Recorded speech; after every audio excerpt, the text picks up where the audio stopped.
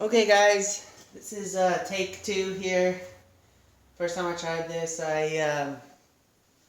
phone died, so we're gonna try it again. So here we go.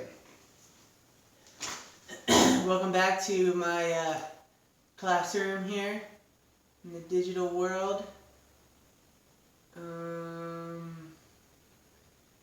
Yeah, so let's start with this one here. This is June Quick to See Smith. She is an artist. I believe she's from Canada. Or, no, she's from America, sorry. But anyway, she's an artist, and this is trade. Gifts for trading land with white people. And as you can see, it's a very social, politically charged piece. This is in the sort of tradition of what we call a combine, which it involves painting and installation at the same time.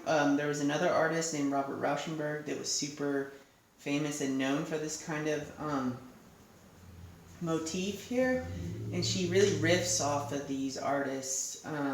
This is 1992, and you can see that it's what we call also a triptych, which means it's comprised of three different panels put together. Triptych, meaning three. And then we have this sort of hanging wire rope bead thing here that's sagging down and actually touches the painting, which, you know, is meant to be kind of a part of it. And then also it has sports memorabilia and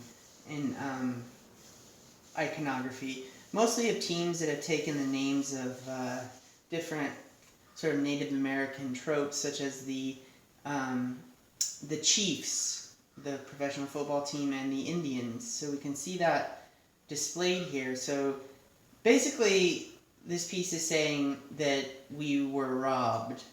This is what we get for dealing with the colonialists, right? Because historically, we all know that Indians sold giant tracts of land to colonialists for trinkets.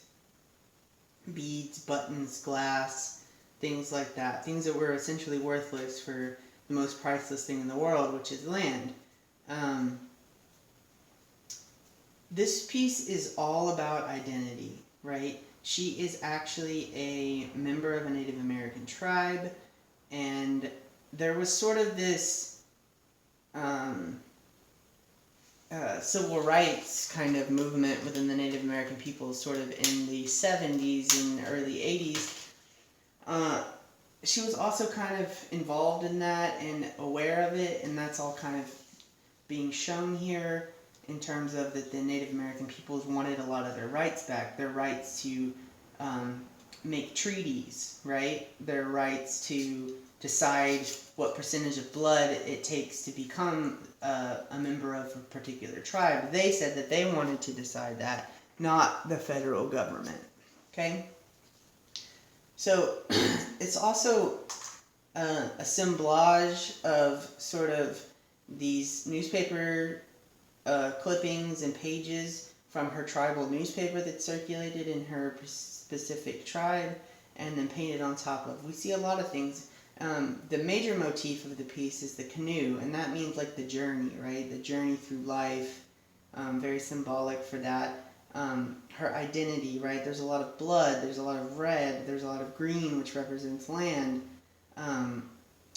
All of that is sort of politically charged, but the main thing is that this piece is all about identity. What does it mean to be a Native American now? What's the history behind that? How does it tie into, you know, who I am now, and what does that all mean? That's what she's really kind of, you know, trying to evoke in this particular painting. Okay? So there's that. Oh, on a personal note, I like it. I like her work. I think it's really interesting. I mean, I like it because of the way it looks. It's very formal, and the things in it work really, really well. So let's take another look at another artist. She's much different. This is from 1990, so we're kind of in the 90s right now.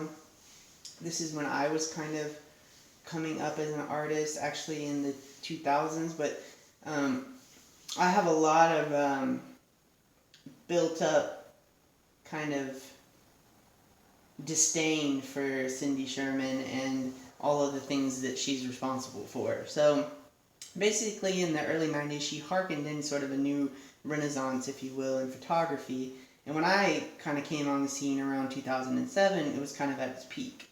So that's all that you would see in galleries. And so for that reason, I kind of always, like, had a very, not so good opinion of the work. But enough about me. Let's talk about the work itself. So it is photography. This is her dressed up in a costume and shot. She has prosthetic things on her feet and her head, makeup. She's holding sort of like what you could describe as sort of a Halloween mask. This is a famous painting that was painted throughout history of Judith decapitating a soldier. The soldier basically lures her in wanting to, with her, and she ends up cutting his head off instead. So, Caravaggio painted this painting, a lot of Poussin painted a version of it. She's putting herself in that Renaissance kind of mode with the costuming and the lighting and the drapery and everything like that. I like how this one, though, feels surreal in some kind of way. I think this is the most successful Cindy Sherman, in my opinion. It comes from, this is Untitled, number 228, from her history portrait series. So she's basically placing herself in history. And the point of this is she's very, very deeply rooted in the feminist movement in the 90s. So she's always putting herself in these situations and creating these sort of motifs of woman being redefined, right? Woman being redefined as being powerful instead of being objectified or sexualized by the society of patriarchal sort of control, right? So I would love for you guys to look at Cindy Sherman's work. There's a great Art 21. Go online, search Cindy Sherman Art 21, and it'll pop up, and you can see some of her other work. It's quite interesting. I don't care for it, not one bit, but that's just me personally. And you take what from you want. But the main thing here is that it's really focused on feminism, on identity, again, and on a woman's place in the historical pantheon of artists. That's why she's so famous. Okay, so let's take a look at this. This is a very different piece. This is a book from the sky.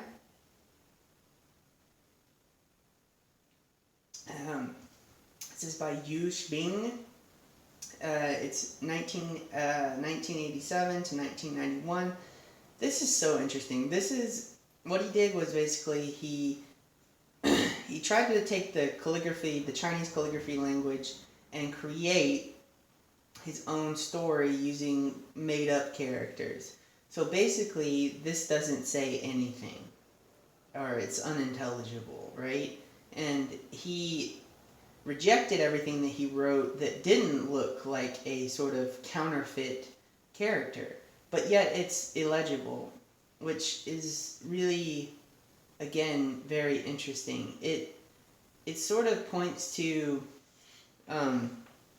the idea of identity again, creating your own language, of having this gigantic document that nobody can read. It has a lot of paradox in it. These are made of woodblock prints, right? That's really important. Wall panel installation, and also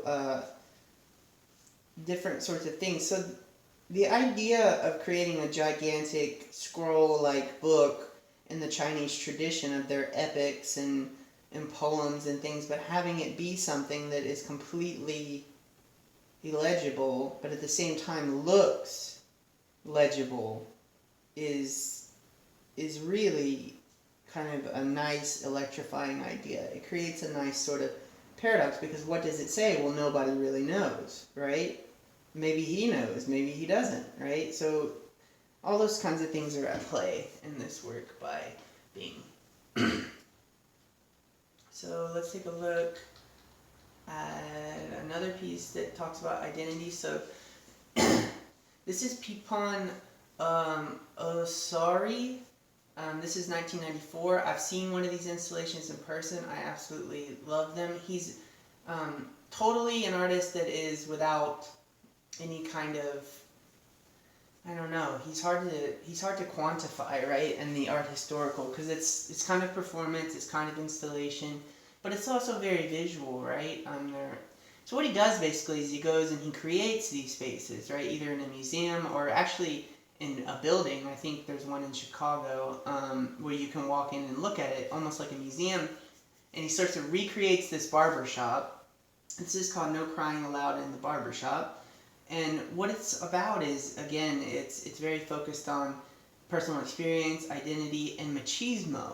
Okay, the idea that you can't cry at the barber shop, right? Like it's kind of a rite of passage for young boys to get their first sort of haircut. And his went really, really bad.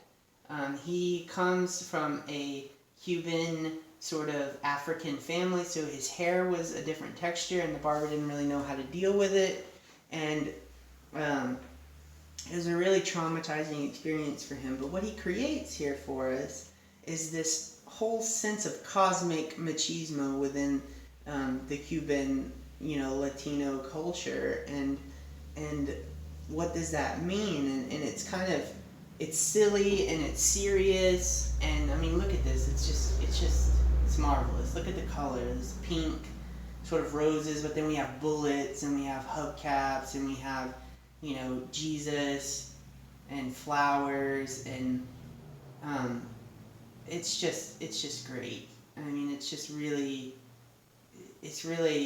it becomes something that's totally surreal and strange. But again, it's really about personal experience, it's about identity, it's about rite of passage, but most importantly, it's about machismo and understanding it and how complex it is within the Latino culture. And for you to understand machismo, it's like pride, right? Excessive pride. That men have to be very manly and head of the household and the warrior and brave and all these kinds of things. It's basically a social construct. So, I could talk about this all day, but we're going to move on to keep this brief. The next artist I want to talk about is Yinka Yubare. We've already talked about him quite a bit. And this is the swing after Fragonard. And this thing is just amazing. Like, it's sculptural, it's contextual, it's based on a painting. It's just loaded, and it expands, right? So we've all looked at Fragonard swing, we know what we're looking at, but at the same time he shows us a decapitated swinger here with a very dark skin, and the slippers flying off, and every kind of nuance from Fragonard's moment in the swing is here, but yet the identity isn't here. And then also Yinka uses different kind of textiles from Africa. And again, it's talking about colonialism, it's talking about oppression, it's talking about imperialism, identity, all of these kinds of things. So, within short, I'm formulating an essay for you guys for a major grade, and I want you to kind of compare. I'll come out with this formulas, but I just want you to start thinking about it. So I want you to compare and contrast Yinka, the swing after Fragonard, with Darky Town Rebellion from Kara Walker, and lastly from Quick to See Smith's trade gifts for trading land with white people.